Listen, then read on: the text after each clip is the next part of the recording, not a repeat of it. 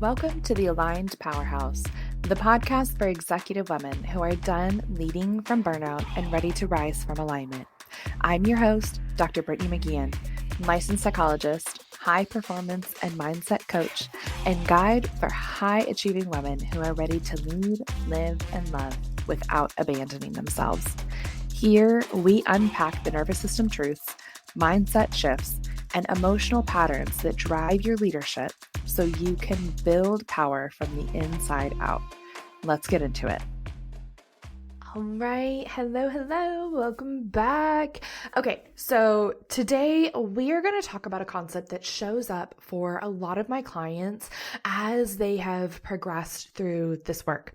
This is something that I believe every woman who is on some kind of healing journey experiences if they are genuinely making progress toward their goals. And that is that the work that they do behind closed doors starts to impact their friendships, whether that means they start to outgrow people, they start to run into tiffs that they hadn't experienced before, and or maybe they just start developing friendships in the first place, okay? I usually have two categories of women come in my door for retreats. And one is that we have plenty of acquaintances, and there are people that we do dinner dates with, there are couple friends, right? But a lot of times as women have developed their social networks through work and through their partners.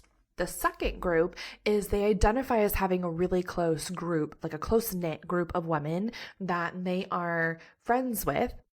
And as they do this work, typically this is the group of women that they start to move really, really quickly.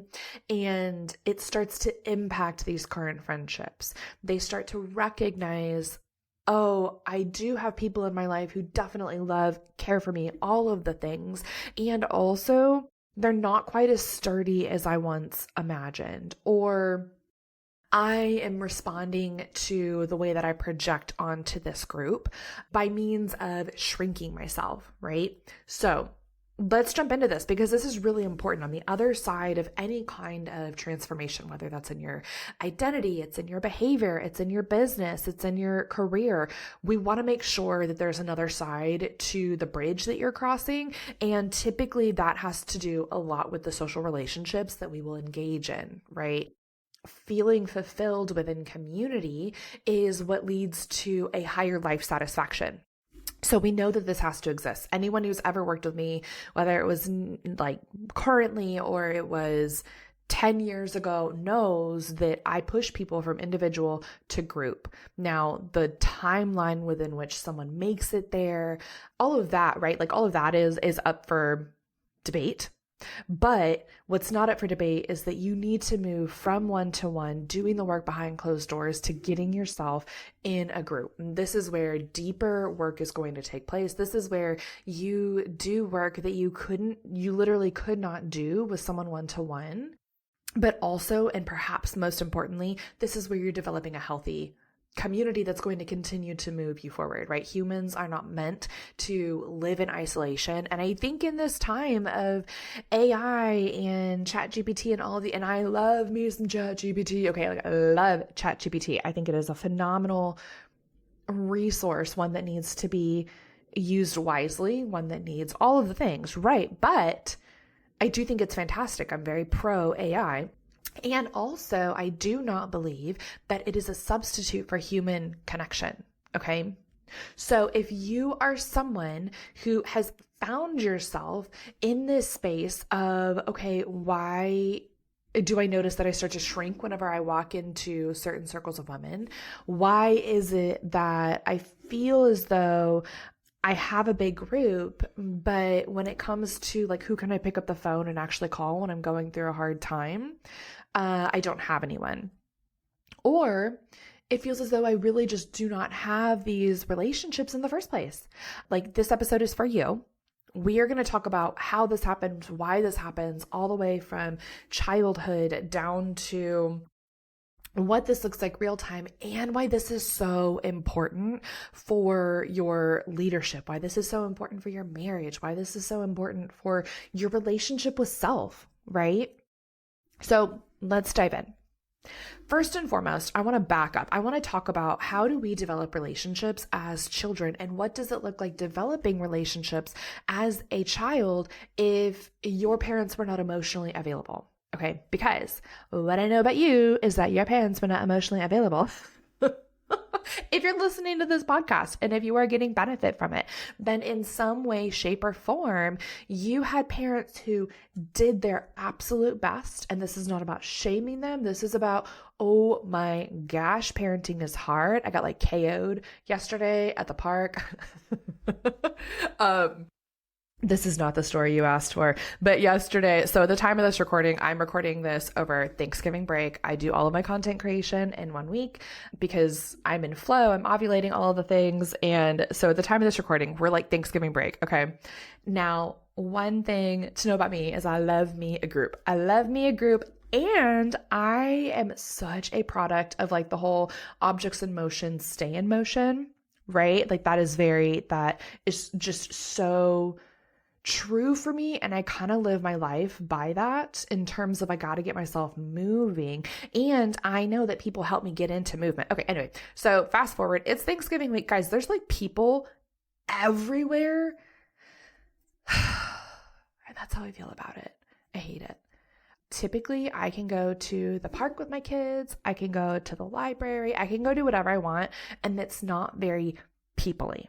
Okay. This week, it's people-y. It's people-y and I hate it.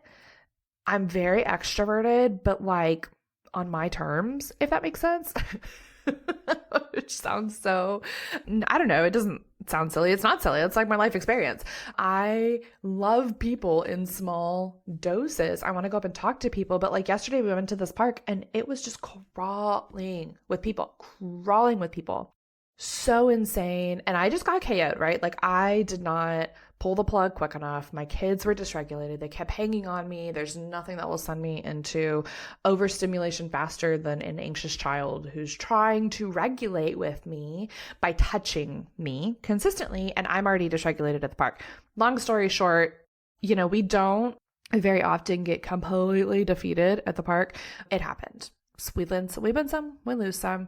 Poor sister cried the whole way out because she really wanted to be held. I couldn't hold her and Sammy in the same walk because it was like 5 miles to my car. It's very dramatic. It was like 1/8 of a mile. Okay, guys. But if you know, if you've had a toddler hanging on you and they're like wailing, and let's just this is about to be the most chaotic podcast, but let's just do a real quick sidestep here because I'm going to tell you what I did. And I did not navigate it perfectly whatsoever, but I am proud of that.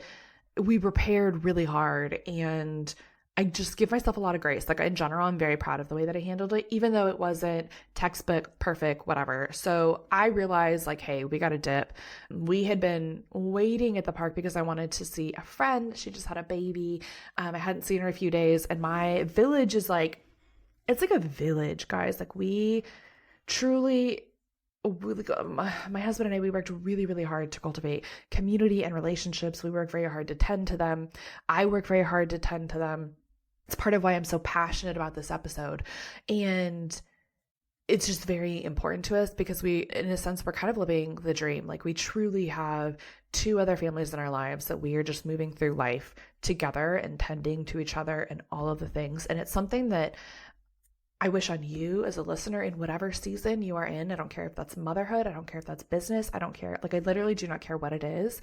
I wish that on you because we're not meant to do these things together. So anyway, I had been waiting for my friend. I really wanted to see her for me. I knew the kids were dysregulated, right? Like there were so many people in this park that it was hard to navigate where to go and how to move through, like, what do we want to play with? And what happened is they just kept coming back to me because I am their safe space. Well, friends arrive and we're chatting and it was just very, very clear, like we got to head out. Eventually I made it there. Eventually I got there. I was wanting to co-regulate with my friend. Okay. So I was like really in my own internal world versus being a little bit more focused on what's going on with my kids. Typically, I step in a lot sooner. Typically, I'm going to step in and say, hey, it's time to head out because first I'm starting to get dysregulated. Usually I make that decision based on myself rather than for my children. A lot of times in parenting, we're like, I did this for my kids. And I'm like, don't put that on your kids, bro. Like, no, you're the adult. For me, I usually pull the plug because I'm dysregulated and it's my job to be regulated for my kids at this young age way sooner. And I didn't do that. So what happened was when it was time to go, my daughter was like wailing. She was so dysregulated. And I just had to get us to the car, right? And I had to get us to the car safely because there's cars everywhere. Because of course there are. It's like dinner time. And we finally make it. She literally screams and cries like the whole way. It was so, oh my gosh, it was just hard, right? I know that every parent has been in this position. And what was going through my mind that again, I feel like fairly proud of was, so I listened to Dr. Becky, Good Inside, shout out. Like the biggest shout out I can possibly give. Her content is phenomenal. If you are a parent, like everyone needs Dr. Becky in their life. And I had her in my mind saying, I'm a plant, I'm a plant, I'm a plant, because my job was to keep my children safe, get them where they needed to go. I wasn't in a rush, but also they were like physically dysregulated, right? This is like parenting hack 101 is like knowing the difference between a physical dysregulation, meaning it's like biological, meaning we're tired, we're hungry. There is honestly tired and hungry are like the biggest ones, but there's like something physically and biologically off internally that is causing this dysregulation. You work with that as a parent very differently than how you work with like an emotional dysregulation, right? So yesterday with my daughter, she hadn't taken a nap. She was like physically or like emotionally dysregulated. She was very anxious by all the people, but she'd been in that space for probably 30 to 45 minutes, right? Like I had kept her in that space. So at this point, it wasn't, let's just ride out the emotion. Okay. It was like, no, we got to get to a different space. We need quiet. We need calm. Our body needs to regulate. And I felt pretty confident she probably wasn't hungry because I had given them really solid snacks. Shout out to me. So we're going through all of this and I'm realizing that I'm not wearing mascara. Bummer. But oh well. I'm like, why do my eyes look like that? I can see myself in the recording. That's funny. I want to pause this, but I'm not going to because I'm really enjoying talking to y'all. So we're gonna keep moving through, okay? When you're watching this video later and you're like, what in the world just happened? What happened was I just saw myself in the video and had a real moment. I needed to decide, am I gonna go run, put mascara on, come back? Or am I just going to keep yapping? And I think I'm just going to keep yapping, okay? We'll add mascara for the next video for a little bit of pop and zhuzh, but I look just fine anyway. I just love me some color. Okay, so we make it to the car. I'm able to set my son down. I don't get him buckled. I just sit him down, right? Because he's just kind of like taking it all in. Like, oh my gosh, he's sort of withdrawing a little bit. Then I pick up my daughter because she's not like purposely not listening to me.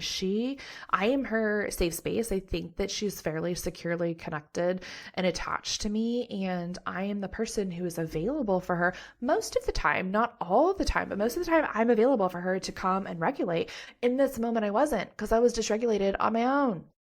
That's very unsettling for a 3-year-old, on top of the fact that she's got constant anxiety being put in her. And now mom is like telling me that she's not available and we need to leave, but I want to see my friend. On top of that, she was so excited to see like this mom, right? In our friend group, she loves her. Like essentially these are like aunties, these are uncles, these are siblings. Like this group that we have is very like family, right? And it didn't matter that I had explained, our friend had like Brittany has boo-boos like on her belly and like her body in general, right? It's recovering. It didn't matter. She sees this person, she's attached to this person as well. So she goes, she wants to like give a hug. She wants to touch her. She wants to talk to her. My poor sweet friend is like, does exactly what she should have done and was like, whoop. Like, no, like protects her body, right? Not big, not like literally took one step back. My daughter, who's already dysregulated, is just like melting down. Anyway, I'm going to focus and we are going to talk about community today, guys. Maybe that's like the lead up. But what I did when we got back to the car was I gave her the longest hug ever. And I noticed what was happening in her body and I noticed what was happening in my body. And I asked her first because she didn't have control in this situation. I had to get her home. I had to get her out of this environment. I knew that that was true. I knew that that was what was going to allow her to regulate and calm her body down. And so there was no choice, right? Now, everyone loves control in their life. We talk about that here all the time, but like children really don't have a lot of choices. And honestly, it's like a real bummer. I would be bummed out too. So I was trying to give her control back immediately. Is it okay with you if I hold you now? Is it okay with you if I stand up and I hold you? And I just was quiet. And I didn't tell her, you're okay, you're fine, stop crying, shh, shh, shh. Like, no, I was very, very intentional about like, that was a really hard situation. Sister, like it sucked. And you are so frustrated and disappointed and you just needed mom and she wasn't there for you. And like, that's really hard. And so I did ask her, I said like, what are you feeling right now? And I felt like her little body just like relax for a hot minute and for a hot tick, clock tick. We recently watched Wicked. And then she was able to ride the wave, right? Then she was able to ride the wave. Now, something that we do in this house a lot is we tell a lot of stories. And I think it's so much fun. I am a very creative person by nature. I used to write stories when I was little bitty, right? Like I really enjoy storytelling. I also think it is like the backdoor way to instill some imagination, creativity, but also like the values that we're working on. So right now we're really working on keeping our hands to ourselves and we're working on like finding courage in our heart. And sometimes that means courage in our heart to say we want to play. Sometimes it's courage in our heart to not want to play, right? But just really teaching her to like listen to herself. Anyway, this has also become my secret weapon in regulating in really hard moments whenever we need to restore connection. Because what happened here was this connection that you and I, like we talk about every week on here, that like you have to have connection to feel safe. Ideally, you get that with caregivers first, and then you get to replicate that with yourself. But like for children, all they want is that connection with a parent, right? So I'm sitting here and I'm continually thinking about putting my own anxiety into like the earth. That's just like, I don't know, my visual is I'm a plant. And it is intentionally moving through that, being very aware of my body, that I'm not squeezing her out of my own tension, but I'm allowing her just to like show me what she needs, right? And as we both start to like come down from all of this anxiety, frustration, overwhelm, I start whispering a story for her. And her stories, they're all about Princess Papaya, who is essentially her, and Prince Babacito, who is her brother. And they are the best friends ever. And they go on lots of adventures. So I start whispering and telling her a story. And then I ask her, I say, hey, is it okay if I continue to tell you the story? And her body just melted. And it's just like the cheat code, guys. It's like the cheat code that it just works just about, if not every time, because she craves that connection. And it's sort of like wrapping her in an emotional, soft, fuzzy blanket, because we are immediately connected. And it works really well because for me, it pulls me into something that's very regulating, right? Very soothing, but it also helps her to focus on something different while still being connected to her body. It truly is like a cheat code. So if you have littles, highly recommend. And she looks off to the distance and it's almost like she's watching the story in her mind, right? It really is it's just fantastic. So that's what we did yesterday. And I don't even know how we got here, guys. I sat in the car after that and I asked her, what are you feeling? But truly, like from there, the whole thing probably took 7 minutes, like from start to finish, from the time we left the park to like the time we got into the car. I had the car on and it was rough getting into that space, but I will tell you, it would have been a lot harder, and our evening would have been a lot harder if I would have pushed back, if I would have told her, you're being defiant. That's the word I was probably looking for. It doesn't start with an O. And we were able to like move through that with connection, right? So if you can really lean into that, that's huge. And that is really, truly partially, I'm like, maybe that's how I'm finding my way back, is that's partially what we are talking about today. So for children, when you are developing friendships as a child, truly it is your parents' job to ensure that you're developing those. Like parents are in charge of play dates. Parents are in charge of scaffolding your belief system about yourself, but also about other children and other people in general, right? My children, both of them, are in a phase where if there's too many people, they get really overwhelmed. And if a friend walks up to them pretty quickly, and not a friend, but like someone at the park, right? That they don't know, they get a little bit overwhelmed. And so I always tell them, like, it's okay to take space. It's okay to do this and that. And then you can choose, you can try to play with this person if you want to, but you don't have to. That's your choice. Like all of that is instilling belief for her about what she thinks about other people. And again, our goal is always to expand and to push into group. I want my children to be securely attached with me first. Then I want them to be securely attached with themselves, and I want them to know how to recreate this relationship with other people. If you have a caregiver who is not securely attached enough, we're never looking for perfection, okay? I'm talking to you if you're listening to this. We're not looking for perfection, but if they're not securely attached enough within themselves, it's going to be very hard for them then to pass on something that is securely attached. And so what happens is the child will be very anxious. The child will be enmeshed with a caregiver, and their sense of identity will really be based on what caregiver's identity is. And when that happens, it's incredibly challenging then to go and show up and as all of yourself and to make your own decisions and set a boundary or initiate and insert yourself or allow yourself to receive care in a group because you don't have that core sense of self, right? So what I see is that perhaps children will be put in these situations where they're encouraged, hey, go make a friend, but then they're being socialized in a very specific way, which pros and cons to all of this, okay? Everything in moderation is very much my belief. And so it's not that I'm saying little girls should never be told that like being helpful is a bad thing. Like I'm not saying one way or the other. What I am telling you is that if you were someone who was told that they were a good girl over and over and over again when they were helping, when they were leading the group, when they were initial, like whatever it is, right? And what I see is there a role like these for my clients. One, making friends tends to be very, very challenging. How do you do that as a little girl if all you really know is how to be a parent? Well, then like, how do you actually go and play with other people? I'll tell you how they do it is they go and they take care of the group. They go and make sure that everyone is okay. They go and they listen to what everyone else is saying, okay? So their roles in the groups becomes very static. I want to give you a different perspective here, which is, again, in my group, I look a lot at the group dynamics and they always laugh at me. I think I'm like the resident like nerd of our group, and we all kind of have our own little we say that like everyone is like team captain of like different things, right? One of us is very structured. One of us is very free flowing. Guess which one I am?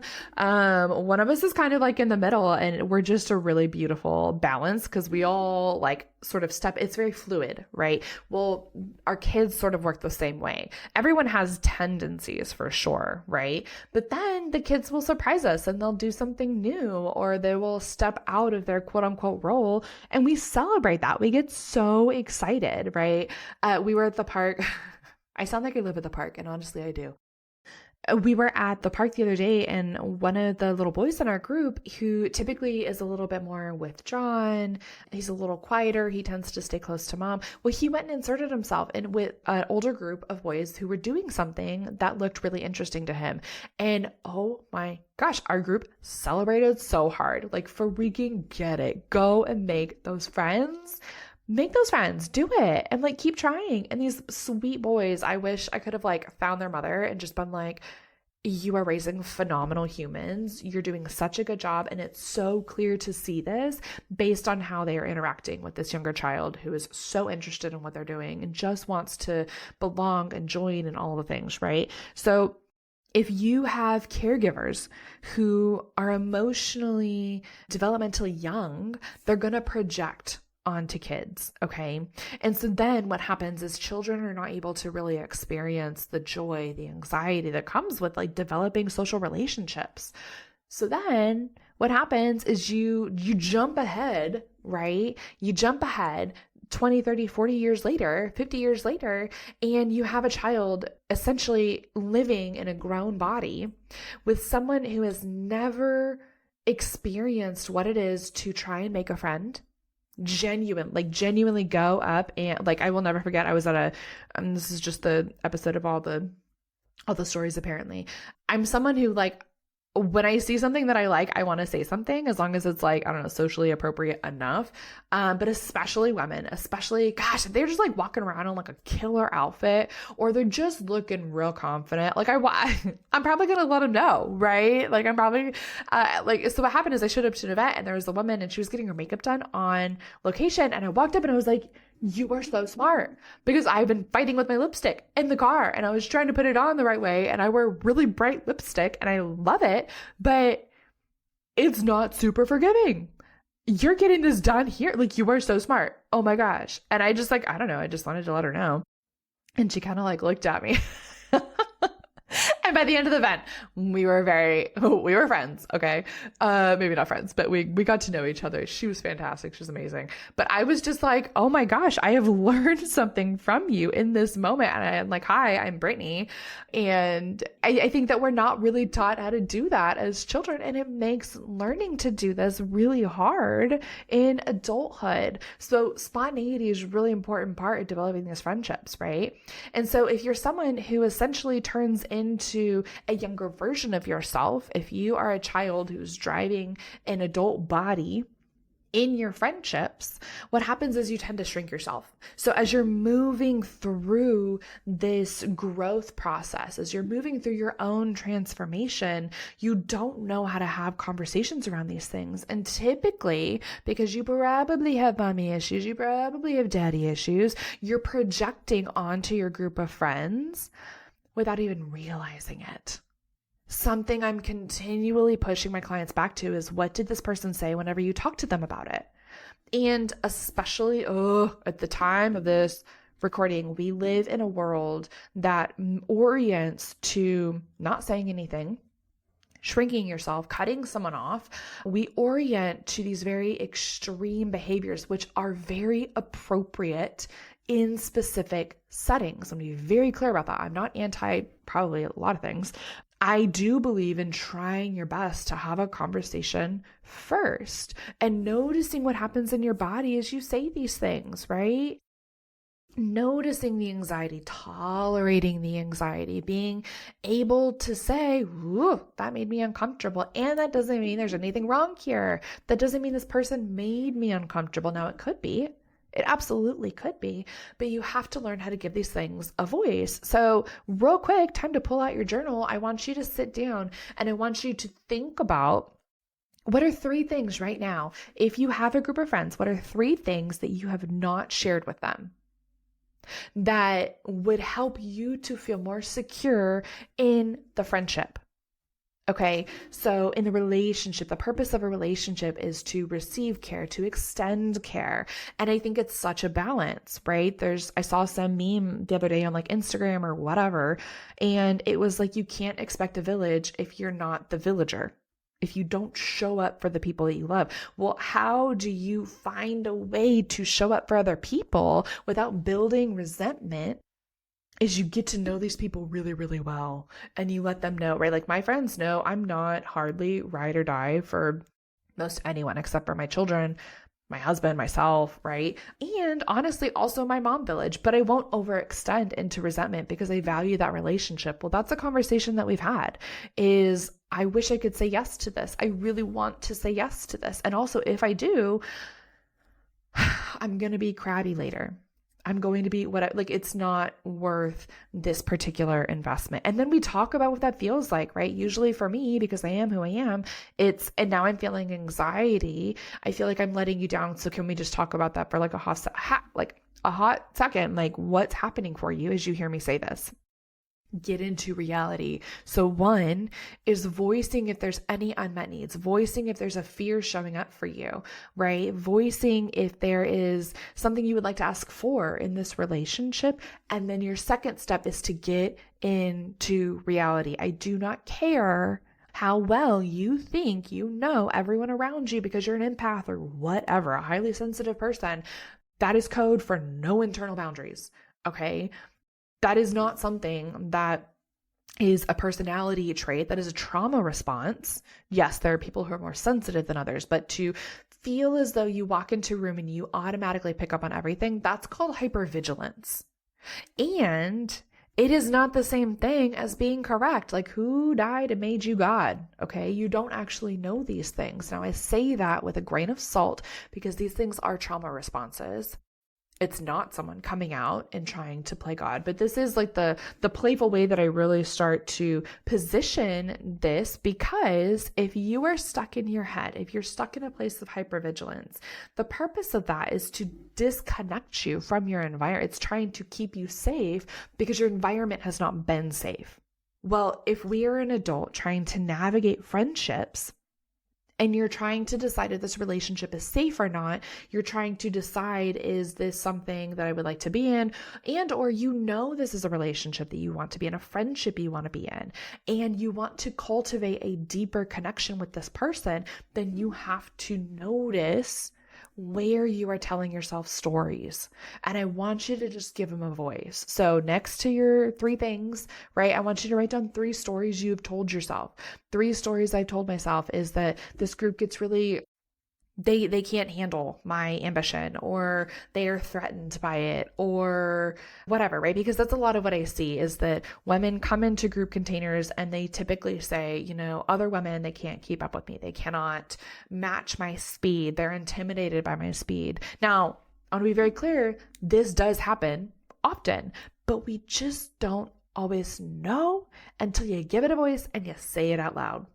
Okay. It's not always going to be perfect. The way that I sign off all my emails, my newsletter is like, stay soft and get messy. And there's a reason for that, right? If you want to be in healthy connection with another human being, whether that's yourself, whether that is a friend, whether that is a partner, like, you have to be willing to soften and notice what is happening and engage in compromise, engage in voicing your reality over and over and over again. This is how you are teaching the littles inside of you that it is safe to show up, that it is safe to be who they are. Because even if this other person responds in a way that we didn't want them to respond, even if they are saying, I don't know, like, even if they have a messy response and they are anxious, or they can't voice that they're anxious, right? Like, it's not going to go perfect. And that is literally the entire point of friendships and relationships, is navigating the messy in between. This is something I see too with high performing women, is that they have very high expectations. And typically they've moved into a place of resentment because they have really flirted with being a martyr in their friendships. I would do anything for you. And yet no one shows up for me the same way. If I had $1 for every time, every woman I have heard this from, it is such a pain point. It's one that I've experienced myself in different seasons of life. Like, that's incredibly painful, but it's also not on the other person. You were the one who decided how you were going to show up in relationship. You are the one who decided what behaviors you were going to engage in and which ones you weren't going to engage in. You are a co-creator of this friendship, of this village, of this community, of this experience that you're having in life, just as much as the other person. You are not a victim. So getting really clear on what piece of me is driving, right? When I hear someone say, no one else will show up for me this way, I hear a little who is so wounded and feels so abandoned.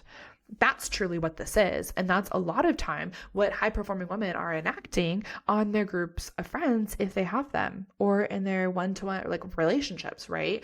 Is they're projecting typically mom, and they're saying, I did all of this for you, and yet you never showed up in a way that allowed me to feel as though you were showing up for me. And that's really, really painful. And it's not on your friends. It's not on your spouse. It's not on your children to fix that for you. That is between you and mom. And if you're not actively doing that work together, then it is between you and yourself. It is between you and your active imagination work. It is between you and your littles to go in and repair that for you. And that really necessitates someone who says, come hell or high water, I'm going to do this work for myself. I'm going to step into a full version of myself, right? Because I will tell you, 1 and 1 is not 2. 1 and 1 is 11. Okay. I heard this from a podcast. What is her name? Jessica, I don't know, the Lightworker's Soul or something like that. She's a podcaster. She's fantastic. I listen to a ton of her stuff. And I think she got it from her parents, but I love this concept. 1 and 1 is 11. You and another person in relationship is 2 whole people. We do not fuse. We stand across from each other. This is just as true in your friendships as it is in your relationships. And you get to dictate and decide what these relationships are going to look like, okay? Put them in different buckets. I tell my clients, you need buckets of people. You need your therapy people if you are in active healing work.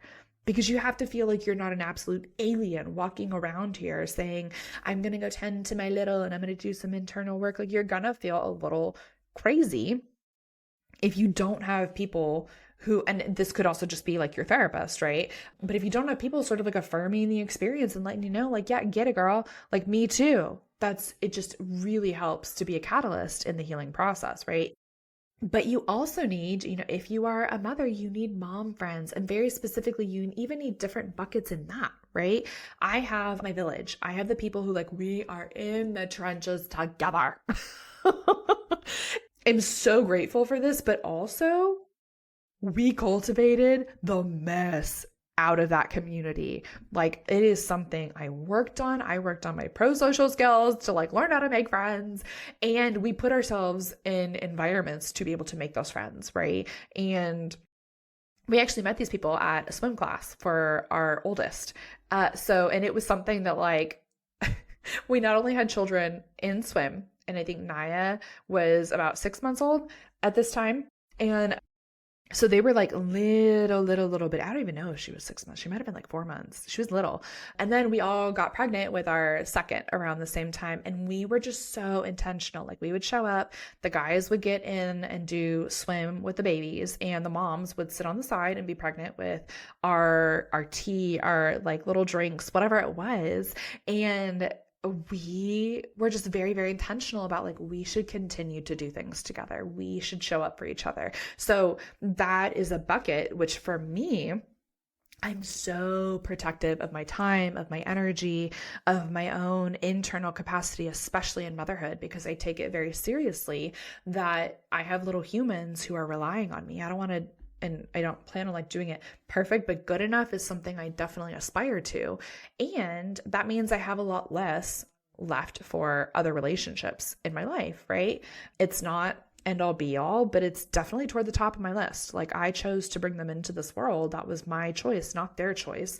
And I think it's very magical to get to experience life with them, right? So it's a relationship I take care of. Well, this village was like that too, and is like that too. It is a relationship that I receive a ton in, because I'm getting people who are texting me and they're like, hey, are you alive? Like, in our most like postpartum selves, when we all had babies within like a month of each other, our second babies. And it was just such a unique gift that I wish on every mother to be able to text someone at 2:00 in the morning when your nipples are raw and bleeding and you got a baby who is trying to eat and like suck on them. Oh my gosh, let me tell you, to be able to pick up the phone and be like, this is ridiculous. Oh my gosh, why did we sign up for this? But also, look at this, look at my baby, look at your baby. Oh my gosh, they're so cute. It was just like one of the most profound gifts I've like ever been given. So what I'm saying is I receive a ton in this group. Okay. Therefore, it is one that I'm willing to invest a ton in. It is one that when a friend calls and says, I'm feeling a little depressy because the sun went away, or I am in it, guys, like I'm exhausted, I'm this, I'm that, that yes, as long as my children are okay, as long as my husband feels grounded, supported enough, as long as I have it within me, you bet I'm going to like get in the car at 8 o'clock only for these women, some of like the greatest loves of my lives. And I'm going to get in the car and I'm going to show up for them. And we're going to sit and watch trash TV, right? That's one of our rituals right now, whatever it is, because I receive so much in this group. And I don't think a lot of times we are taught how to be very intentional about these experiences, about these relationships. And then, you know, you need your couple friends. You need your friends who knew you before you were in whatever season you're in right now. You need your work friends. And you don't have to have work friends, right? But like, you get to decide what buckets are important to you. You get to decide how much you receive from these buckets. And just because you're not receiving some crazy payout doesn't mean the relationship is not worth it. I have plenty of work/business acquaintances, like whatever, where there's not a strong, intimate relationship, but I still receive a ton out of those relationships. But I will tell you the number one way to build healthy relationships is to stop expecting someone else to show up and somehow make you a whole person. It's not their job. It's not their job, and it's impossible to experience someone in this way and still stay connected to yourself. If you have the experience of you need to do X, Y, and Z in order for me to feel okay, then you are regressed. You are projecting a wound from mom and dad onto this person. It is not another person's job to be anything for you. We get to request things. We get to decide when we feel safe. We get to decide what we want to ask for. We get to decide whether we want to stay or go. 1,000,000%. But it is your job to show up for yourself first and foremost, not in a hyper independent kind of way, right? But in a secure way. Like this is really what allows freedom in friendships and relationships, is being able to say, oh, I would really love to receive this from this group, from this woman, from this person in my life. And also if I don't get it, it's not the end of the world.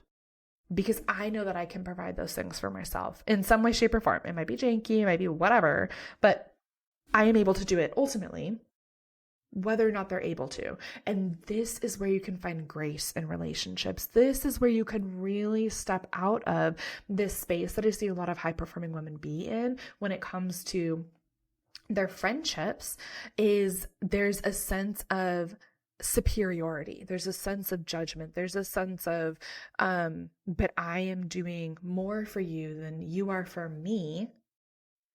When in actuality, it's their job to regulate. It's their job. Like no one has done that to you. You have chosen to do that for yourself.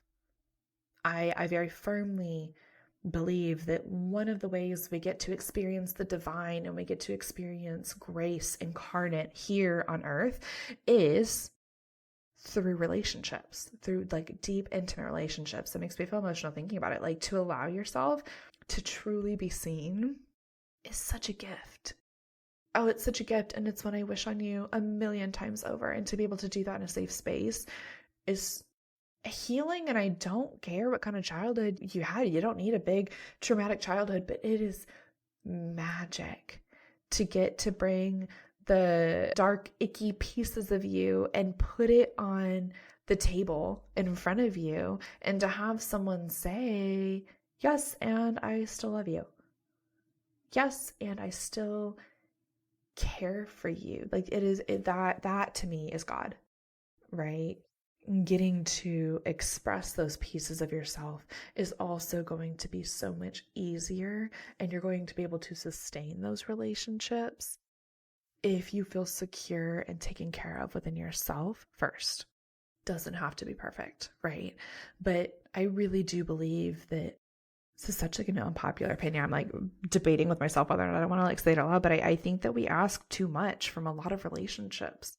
Now, I also think that we as a society don't know how to show up as the villagers, but I think part of that is we don't know how to be intentional about our relationships. We don't know that we get to decide that this is someone who I love and care for. And also they're not going to be inner circle. They're going to be maybe 2 or 3 steps removed. And so when they ask me to drop everything, I'm really deeply going to look within myself and say, do I have capacity to do this without moving into resentment? Versus someone who is inner circle, that might be a much easier, like, you tell me time and place, right? When you practice this kind of autonomy within your friendships, they become so much deeper. They become so much more intimate.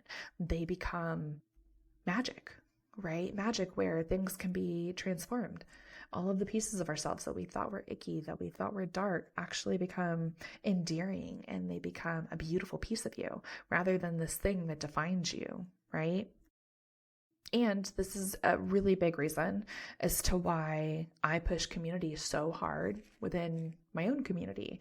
This is part of why I have moved into, well, no, that's not really true, but I do think it's part of why I find so much joy, connection, and sustainable results by practicing one-to-many, right? By bringing a small, intimate group, but it is a group, into my retreats.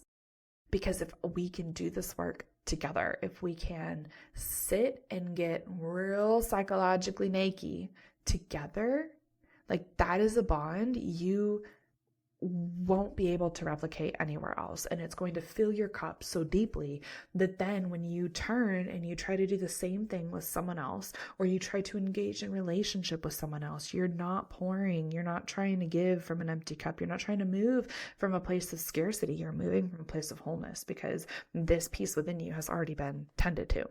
So I'm going to stop here. I'm going to be real honest. Usually I have like an outline, and today I literally just turned on the camera and I started yapping. So y'all are going to have to let me know, like, send me a DM, send me, oh, maybe I liked it. Just kidding. I welcome feedback in general. I like my own podcast enough that I also welcome constructive feedback.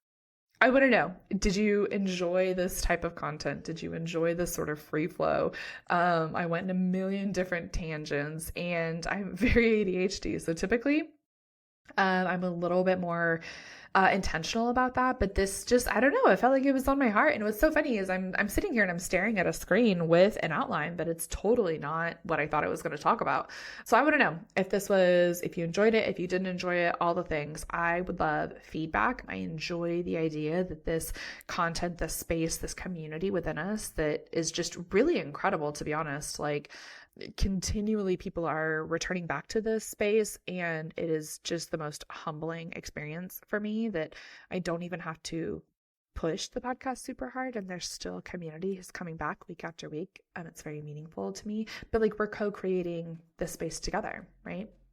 So I hope that y'all have enjoyed this episode. I hope it has been helpful. I hope you have taken away a few tips and tricks. And again, like I said, it's a little bit different. It's not quite as like strategy based or whatever. So I want to know, like, do we like this? Do we not like this? Do we want more of this? Are we like stick to a plan lady? I don't know. Either way, I had fun. I hope that you gained something from it, and I will see you on the next one. Alrighty, friend, that is all for today's episode of the Aligned Powerhouse podcast. I want to thank you so much for tuning in. And do me a favor, if this episode resonated, I want you to share it with another powerhouse woman in your life who is ready to lead and love from a place of self-trust. And don't forget to follow, subscribe, and leave a quick rating or review. It really does help more women find this work. New episodes drop every week. Until then, lead with self-trust and let yourself be seen.